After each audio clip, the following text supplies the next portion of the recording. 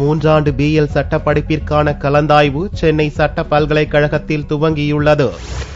Tamil Nadu doctor Ambedkar சட்ட பல்கலைக்கழகத்தின் கீழ் சென்னை, செங்கல்பட்டு, வேலூர், திருச்சி, கோவை, நெல்லை ஆகிய 7 இடங்களில் அரசு சட்டக் கல்லூரிகள் உள்ளன. இதில் பிஎல் மூன்றாண்டு சட்டப்படிப்பில் 1262 இடங்கள் உள்ளன. இப்படிப்பிற்காக 6000 பேர் விண்ணப்பித்திருந்தனர். தகுதியுடைய 5500 மாணவர்களின் தரவரிசை பட்டியல் வெளியான நிலையில் புதனன்று கலந்தாய்வு துவங்கியது. முதல் நாள் பொதுப்பிரிவினருக்கான கலந்தாய்விற்கு 370 மாணவர்கள் அழைக்கப்பட்டிருந்தனர்.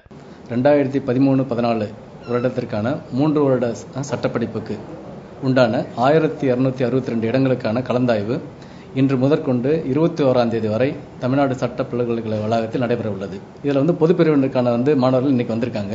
369 இடங்கள் நிரப்பப்பட உள்ளது. இதனை முதற்கொண்டு மற்ற பிரிவினருக்கான இடங்கள் இந்த வரக்கூடிய அந்த 4 நாளில் நிரப்பப்பட்டுவிடும். இந்த மாணவர்களுக்கான வகுப்புகள் 30ஆம் தேதி முதற்கொண்டு செயல்பட ஆரம்பிக்கும்.